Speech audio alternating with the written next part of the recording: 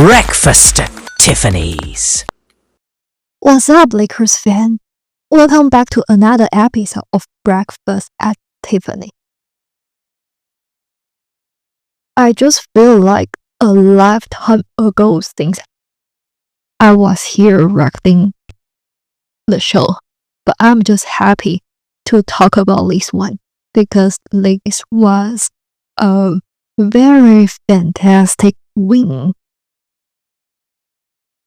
Luka Magic absolutely took over the game in Chicago and remind everyone what it looks like when he wants to control again, when he showed up again with passing and pure confidence.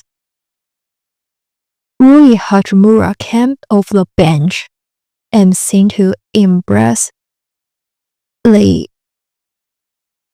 brand new role of his career. Gave the Lakers exactly what they have been missing all season. The real scoring punch, real balance, and real impact in all the positive way. Well, but at the same time, we have gotta talk about the center spot.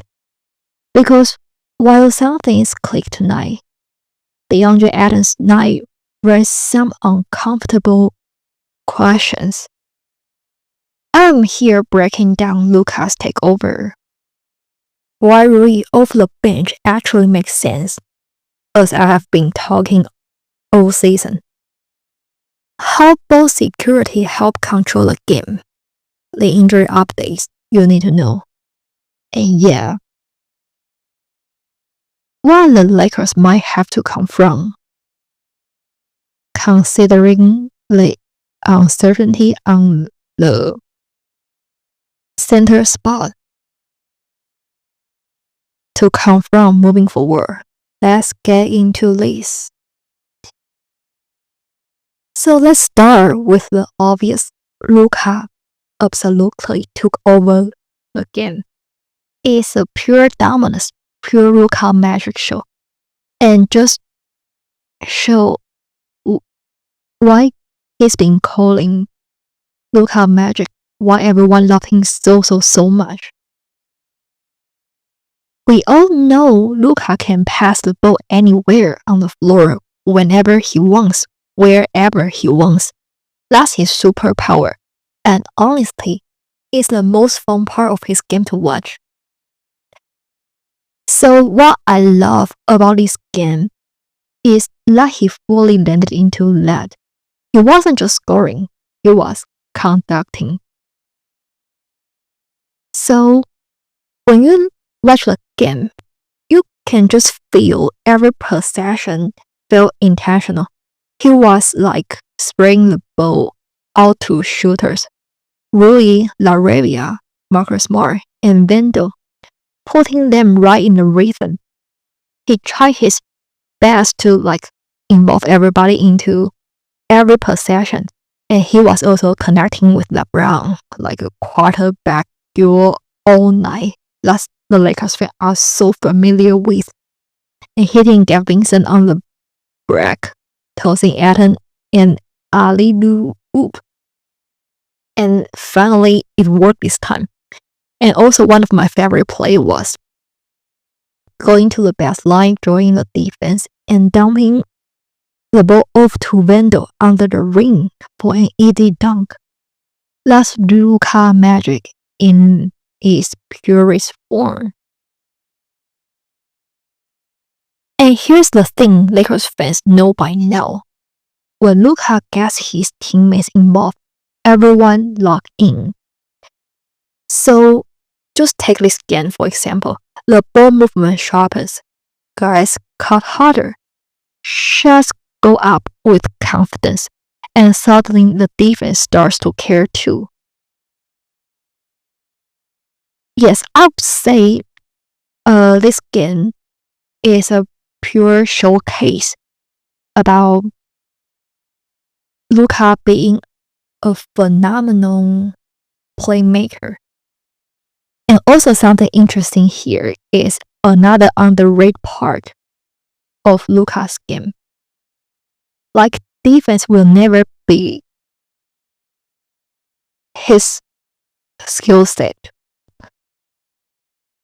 But when he's cooking offensively, his defensive energy goes up to another level. He's not the fastest guy on the floor, but he's big, he's smart, and he knows when the ball handler wants to pass, where he wants the ball to move. There's actually an interesting state here, was that opponents shoot 3.1% worse from 3 when Luka is the primary defender. Not because he's flying around, but because he understands angles and spacing. That's what I'm saying. And in that third quarter, when things could have slipped, Luka was the one stepping up defensively. He was closing out, cutting off passing lanes, and taking responsibility. That's leadership. So as a team, the Lakers cranked up the pressure. They forced 15 ball turnovers. That's huge. And just did their best to do all the defensive plays. 7 steals, 3 blocks, 17 deflections. And they turned that chaos into 23 fast break points. That's huge and amazing. We don't see that level of disruption often, which made it even more satisfying to watch. I'm not gonna lie about this one. So, now let's talk about the numbers, because they are ridiculous here. Luka Doncic finished 15 for 25 from the field, 8 for 14 from deep, for 46 points, 11 assists, and 7 rebounds, with only 3 turnovers. His usage rate was a wild 40.2%, and somehow he still made the game feel under control instead of chaotic. And then there's the history part. With this performance, Luka became the fastest player in Lakers history to reach 2,000 points, doing it in just 65 games. He's here less than a year. It's so amazing.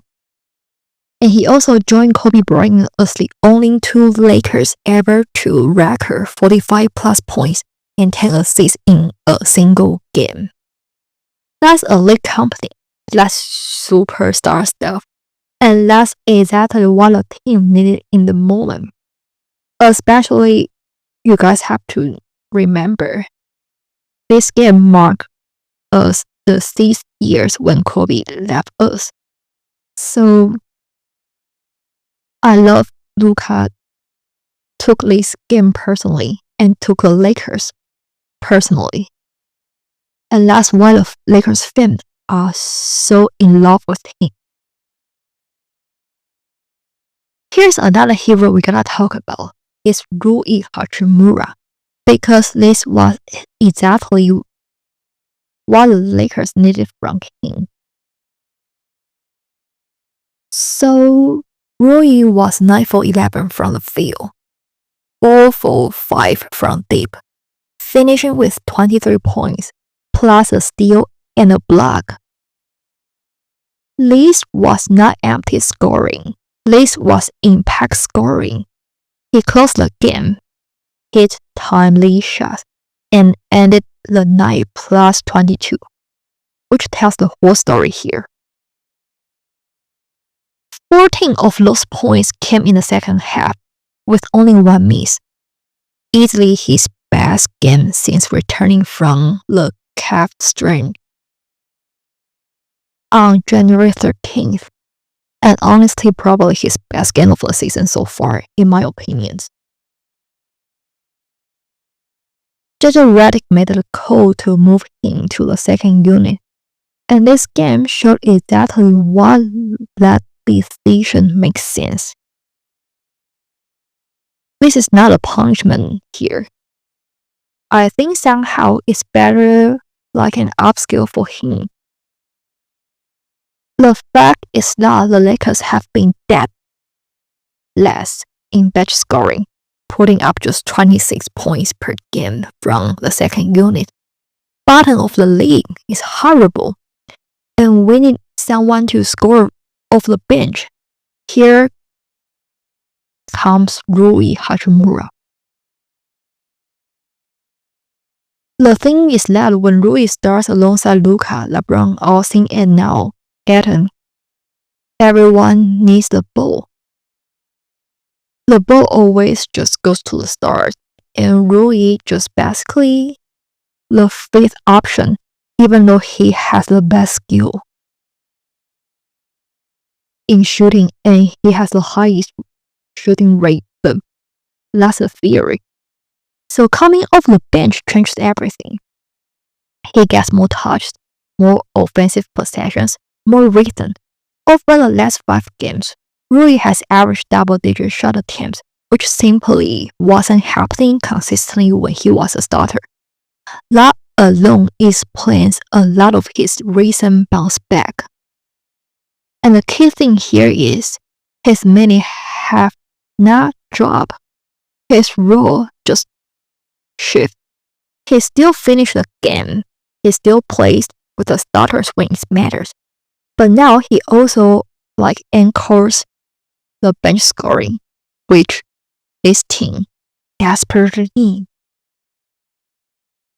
Defensively, this setup helps him too.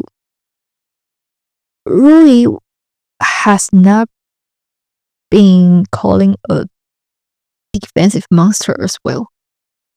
So Rui has often been miscast as the primary stopper because the starting lineup includes Luka, LeBron, and Austin.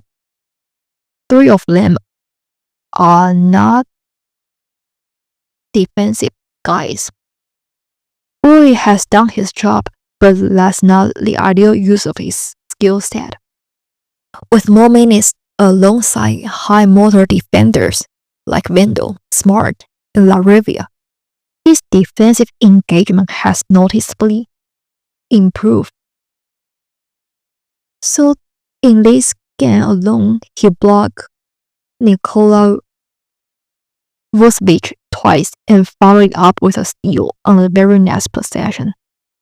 Those are effort plays, engagement plays. And that stuff shows up when a player feels involved on offense. I feel like there's a direct connection between Rui's slump earlier this season and the lack of offensive usage. If you are not using him for his primary strength, you cannot expect consistency from the secondary stuff. I'm talking about the defense. But when you play into his strength, everything just rise up. JJ even mentioned post-game that he's been happy with Louis' defense lately, especially as a role man. And while JJ doesn't love mid-range shots in theory, he still loves Roy from the show, no matter from the mid-range or from the deep. So yes, this version of Louis, bench scorer, closer, efficient, engaged, is exactly what this Lakers team needs. And if the Lakers are serious about facing their bench problem, this might be the blueprint. This is the solution. And this is where the contrast really hits, because while Rui coming off the bench finally get the Lakers some balanced energy, while the center position quietly went the other direction and is getting harder to ignore.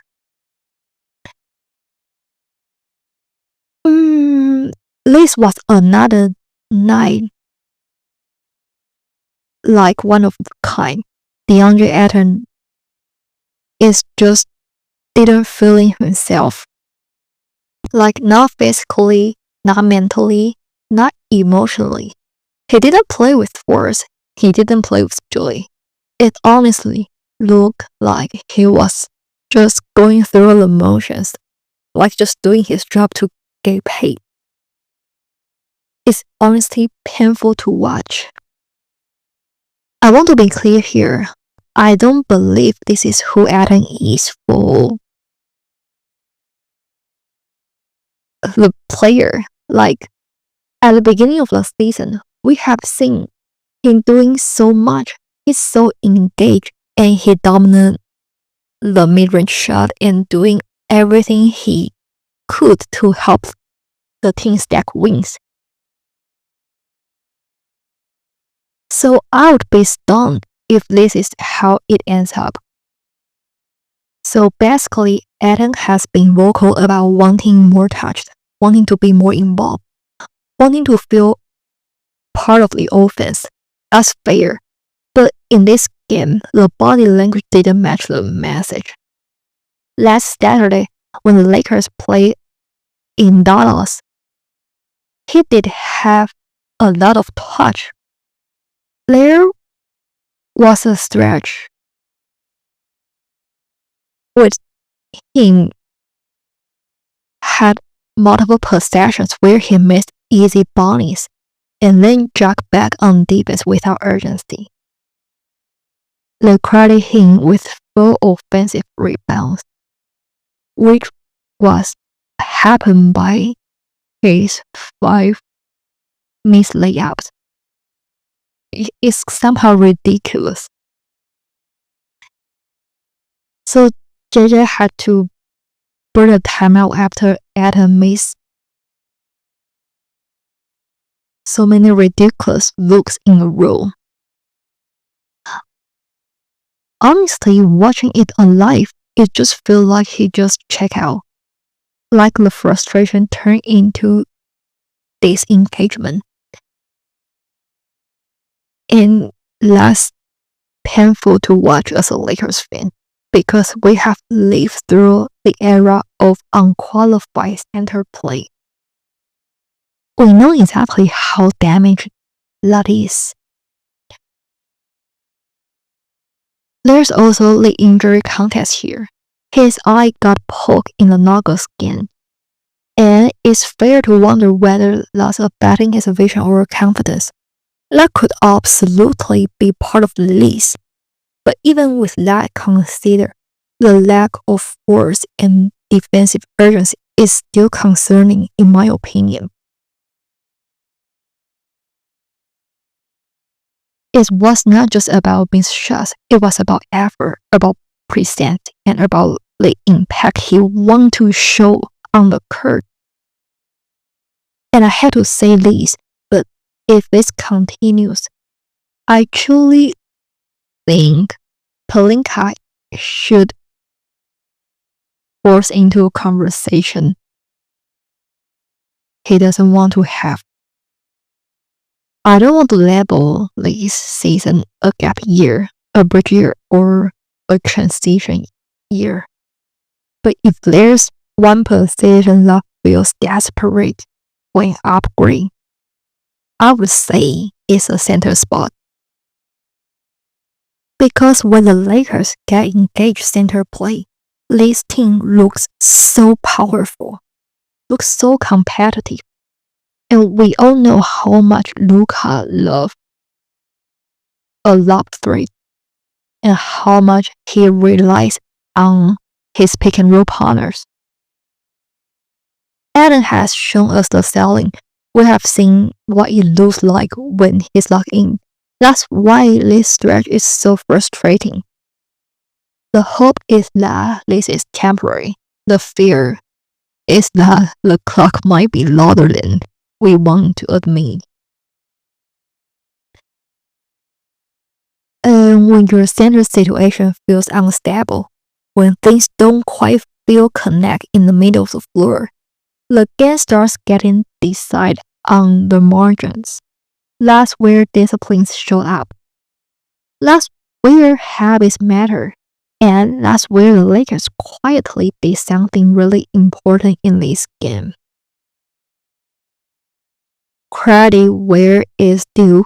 The Lakers control the game by controlling the ball. Only 18 turnovers, which is the second fewest they have had all season. That matters a lot, especially against a team like Chicago that lives off chaos, deflections, and turning mistakes into easy buckets. Guys did a great job by taking care of the ball. The Lakers completely took that part of the ball's game away. No live ball turnovers mean no runaway fast breaks, no momentum swings, no free points, and 23 points of turnovers for the Lakers. That's elite basketball. I'm proud to call it Lakers basketball. And when you play this clean, it covers up a lot. It gives you time to get set defensively, right? It keeps your energy from leaking it. It allows you to survive uneven nights from certain positions. That's winning basketball. You don't always need perfection in the paint. You don't always need dominant nights from every spot. But if you take care of the ball like this, you give yourself control, and control is everything. Last but not least, the injury update. Joe Timmy was knocked out of the game temporarily after taking an elbow to the eye. But his things been given the green light to return for the second half of this game. So he's not only injured least, relaxed Lakers fan. And Luka said he missed playing with Austin. With him on the floor, he can take some rest. And yeah, we miss Austin too. So Austin has progressed enough in his recovery from a left calf strain to engage in full contact work in practice. While he's not ready to return to Lakers lineup. So we are not rushing him. We'll wait here. Just want a full healthy Austin to back in the lineup.